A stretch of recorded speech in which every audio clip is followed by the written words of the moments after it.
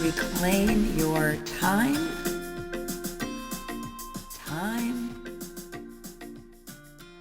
time. Welcome to AI Advocates. I'm Lisa Dieker. And I'm Maggie Mosher.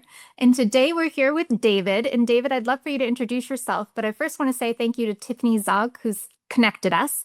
When you talk with educators like Tiffany, who are deep into the AI integrated space, there's a lot of common talk that goes back and forth, but what I loved that Tiffany shared with us is your background is fascinating. You really bridge two worlds. You're an education researcher and an ed tech founder, and I can't wait to talk about your tool, Eddie, but tell us a little bit more about yourself. Thank you, Lisa. Thank you, Maggie.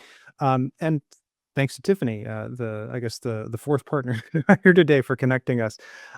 Happy to share my background. So for the last 13 and a half years, up until last March, I've been working at a company called American Institutes for Research, which is a behavioral social science firm that conducts, they still exist, research and evaluation in education. And it really spans the whole gamut, special education, early childhood education, multi-tiered systems of support, all kinds of things. My particular background is in secondary and post-secondary transitions. And so things like multi-tiered systems of support and in particular, early warning systems in education using the ABCs. You might have heard about these from people like Bob Balfans at Johns Hopkins University, and using those early indicators to identify students that are showing early signs that they may be off track for graduation. And I bring that up because when I had a bit of a change in my life about a year ago, about 13 months ago, I started thinking about what I wanted to do next. There's a lot of disruptions in education research and evaluation due to the cuts to the U.S. Department of Education, and that affected me. And I had started talking with a friend of mine before all of that, like in February or so, about, there's this thing called artificial intelligence, and I had been a bit of a skeptic. I think a lot of academics, I'm sure you two have had some skepticism about academic dishonesty or doing things that may be afoul of not really our authentic work. And so when I was talking with my friend Matt, who's now my co-founder of our company, Hunters Point Research Technologies, I was asking him, like, what is this and how does it work? What does it do? It seems like this black box that like stuff goes in and then things come out, and then what's happening? How does the sausage being made? And Matt is a friend of mine that I knew just because we happened to be both living in New Haven, Connecticut at the time, while our partners were getting postdocs.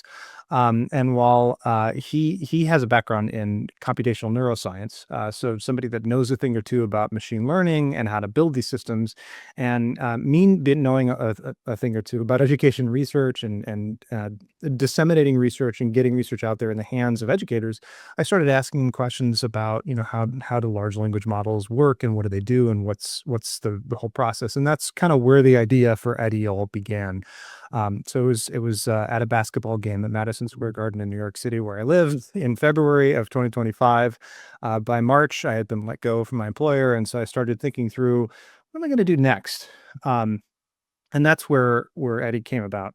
So Eddie is a chatbot essentially, but we are building out a full platform right now as we're recording this to make it a more full feature experience that essentially translates research into clear and concise recommendations based on learning science. So we built a curated database of over 400,000 peer-reviewed journal articles, what constitutes learning science and school improvement, the research basis behind that.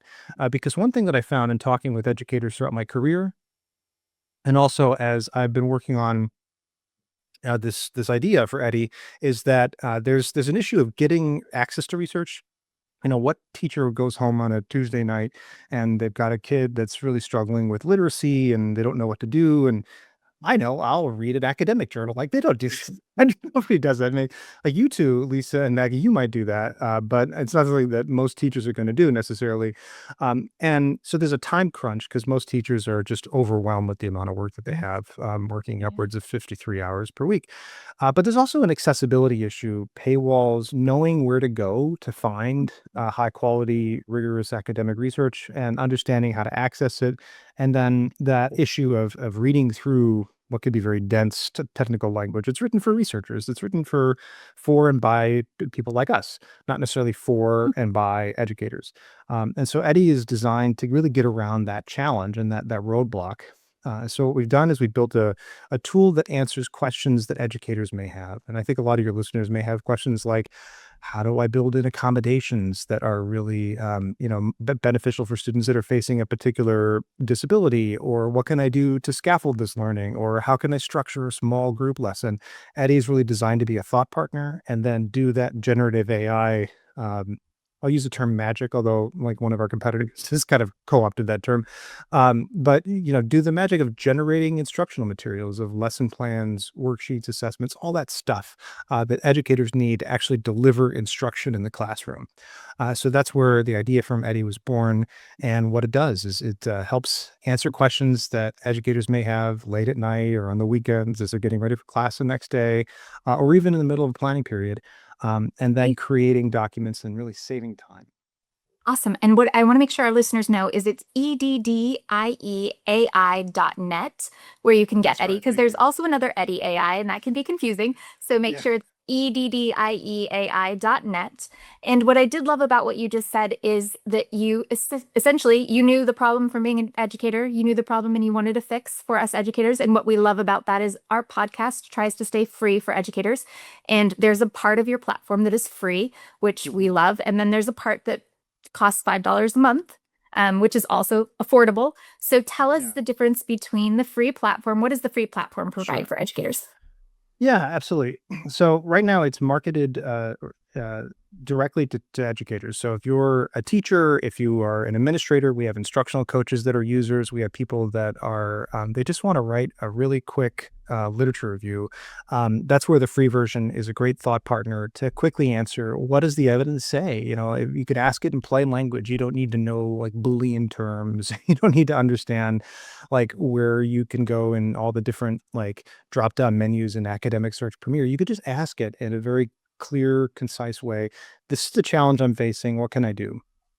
And it'll provide answers and cite its sources. And so you can see the articles that Eddie is reading, and it'll share those full text citations that it used in order to generate the response. So there's some transparency there around where it's getting its answers. So we're the only AI tool that is citing its sources all along the way. And it's all coming from high quality, rigorous research. We're like Tiffany Zog, who built her own AI tool.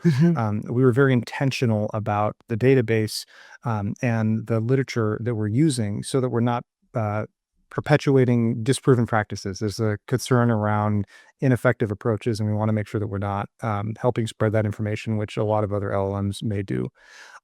There is a paid version. We're actually launching an entirely new version this June called Eddie Pro. And that version does a lot of the time savings. So it does all of the thought partnership and answering questions about education research, or what to do in the classroom to improve outcomes. And it'll create documents. It will create lesson plans, rubrics, worksheets, assessments. It'll allow you to share those with your colleagues. If you're a teacher and you want other people in your department, or you're part of a professional learning community, like you could share those out and say, like, here's this thing that I created. The goal is to keep the teacher as the human in the loop. They're the ones who are really doing the work. But Eddie is that thought partner and is drafting the first draft and then giving it to the educator to then refine it. So a process that may have taken hours or days even suddenly can happen in minutes, and then you can go about your day and do all the other amazing things that educators do. And I have one more question. I'm going to leave it to Lisa because she's got some great ones for you. Well, you did say human in the loop, which Lisa and I love. We want to make sure that that's imperative, that human in the loop.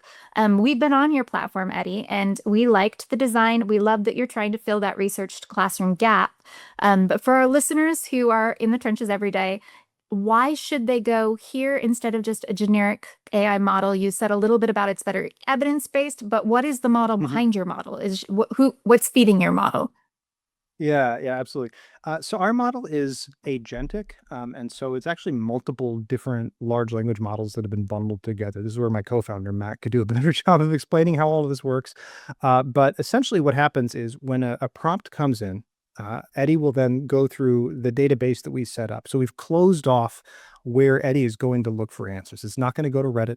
It's not going to go to TikTok or social media to find answers. It's not going to look at teacher blogs. Those are all valuable in their own space, but we think that putting our bet in the hands of what does rigorous research say works in education is a great starting point. And so then it's going to find the answers there, and then it'll reformat it essentially and say, here's a summary of the answer that you may have. So example of this, I was talking with one of our early users recently, and they had an incident where one of the kids got into a fight, and it was a kindergarten student, and they got into an incident at recess, and they needed to draft a parent letter to the parents, let them know, and then create a behavior plan. So what Eddie will do in this circumstance is actually draft the MVP version, the pro version, which will be coming out in June. Will actually draft the communication and say, here's an email template that you can use, and then here is a behavior plan that you could attach to the message. And within the plan itself, there's a citation to research that was conducted on behavior planning and which kind of models of behavior planning actually lead to improvements in student behavior. So it's not basing it off of, intuition so much. We think professional judgment is a really critical part, and why we were so insistent on building a teacher tool that keeps the human in the loop. But we want to make sure that we're arming teachers with the most up-to-date evidence and research, and giving them tools that show how they think. So that's why we built in the citations. I don't think you're going to find those kind of citations back to rigorous research in any other tool that's out there. So two questions. One is, I love that you've built it on research, and that's what I loved about Tiffany's work too with Al. Tell me how what you're accessing. Are you able to access paywall journals? I know that's always a concern for the field, so it's probably a good question to answer here. And then I have kind of a classroom practical question to ask. Oh, okay, great, yeah. So the starting point right now is we're in the proof of concept phase, and we started with what was the easiest way to get a big database together of good, rigorous research that didn't have to require me to read through 400,000 articles. And so that's where I went to the Education Resource Information Center, better known as ERIC, which is a library that has been around since, I think, 1965, and was included in the original Elementary and Secondary Education Act. I also speak policy.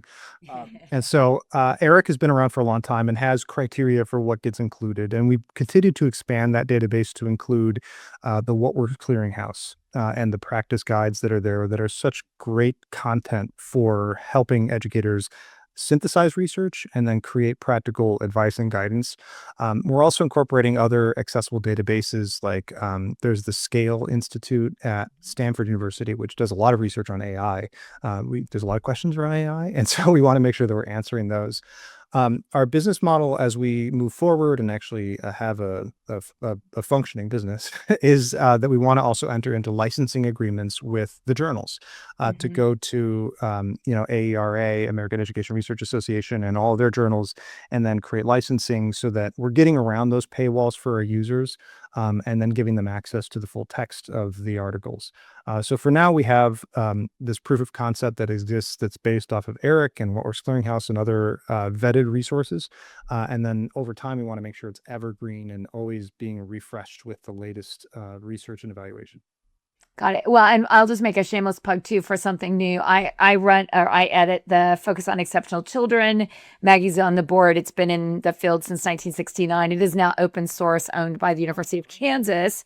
And we now have a consortium that I put in the chat there for you, the OpenSeas journals.com, that are all the open source journals in the field of special ed, partnering together to provide resources that have all been vetted. So I do think it's an interesting time to kind of start to harvest too some of those open source pieces. So I'm going to ask you, kind of move a little bit to this, really practical question. So as you know, we hear our listeners tell us all the time, I call it techlash. You've heard of backlash. Well, this is techlash, like one more AI tool. So help us understand, how exactly, I'm a teacher, that Eddie acts as a personal teaching. What makes it different than if I were just to prompt a generic AI model? Like, what will Eddie offer me that just a general, if I'm a good prompter, would get me, so that our teachers will understand? Yeah, one thing that the generic chatbots, your ChatGPT, Claude, etc., they're Gemini, they are looking at almost everything that's out there on the internet, and they're not necessarily looking at the full text of what they're linking. So they're finding summaries, abstracts, things of that nature, and then using that to provide responses.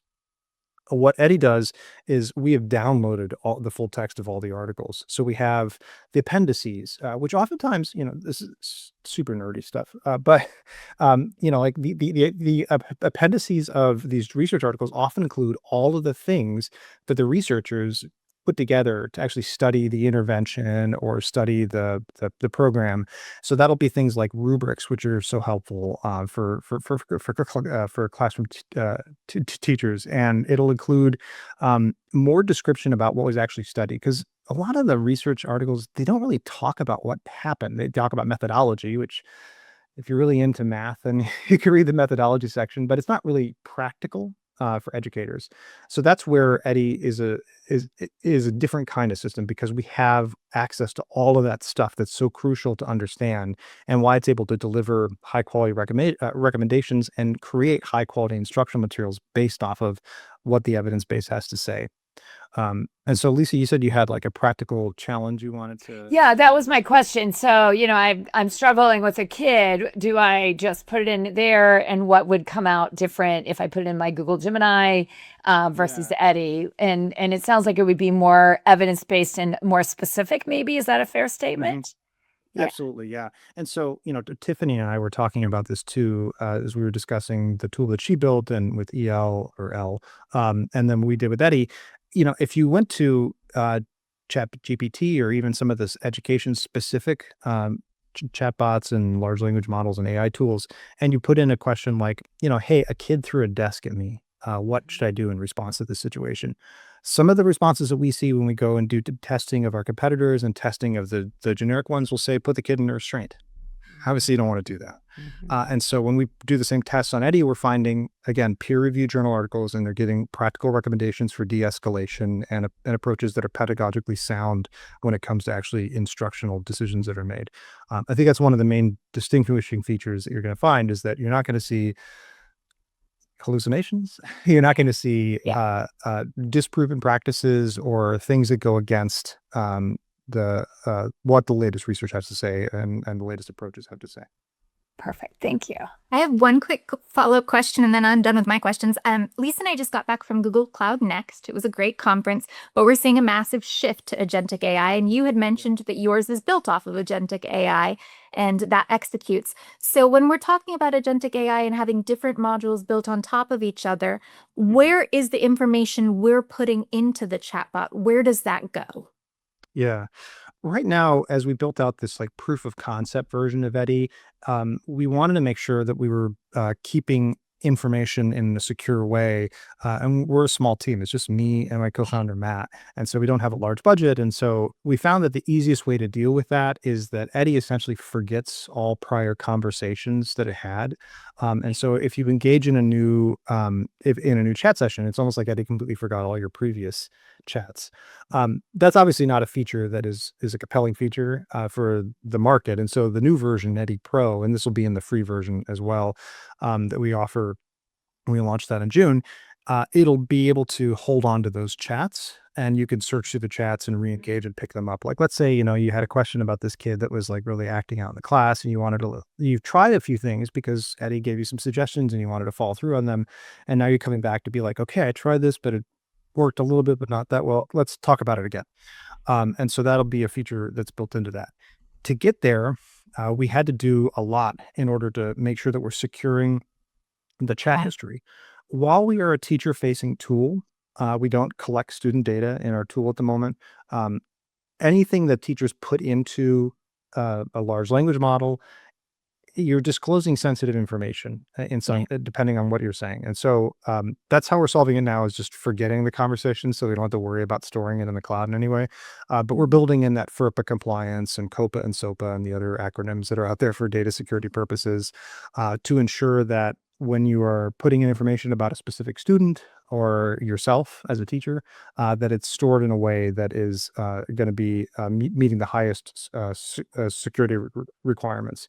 And this is also something that your listeners should also pay attention to, is be be really careful about what you're disclosing to brand name large language models or even the school specific versions. If you don't know the steps that No they're PII. taking. Yeah, Personal identifier personal information identifier. cannot go in. Yeah, exactly. Be very careful about that because it's a huge risk, and you're ultimately disclosing information to a cloud somewhere. We don't know where that cloud server is based, and so that's a real concern. We're addressing that right now as we build out this new version. For the time being, you can download the chat and store it locally. So whatever protocols you're taking to hold on to information, you could do that and then re-upload it and re-engage in the conversation. That's kind of a clunky way of handling that problem, but it makes sure that we're clear on our end that we're not disclosing any PII, and then it becomes paramount for the users to be very careful about the steps that they take. With your next version, does that mean that you are going to keep it on the local server, or are you going to store it somewhere else in your next version? Have you guys decided? The next version, I'll have more clear documentation of what the protocols look like for storing sensitive information. But right now, we're planning on making sure that we've got the free version is always going to be available, so you can always ask Eddie questions about the research and get answers and get citations and get on with your day. And then the pro version to create documents and generate instructional materials, that will be launching June 23rd is the date that we're targeting for that. Great. And my last question, and it's a comment and a question. So we just had a guest here from the Czech Republic on a Fulbright exchange for a week here at KU, and her work is edustories.cz. That's Czech Republic, comes in English. And I think it's fascinating that her work has all been getting like 2,000 case studies from real teachers and getting AI to give accurate answers that humans approve of. And I just see this world of blending those, boots on the ground case stories and Eddie's research together. So just in the last minute to wrap us up, what would you say your vision is for the future of teachers having an AI agent involved in their classroom? What would you paint the picture for our listeners? I think I've been giving this a lot of thought as I've delved into AI. So I have a lot to say, but I'll be very brief because we only have about a minute left.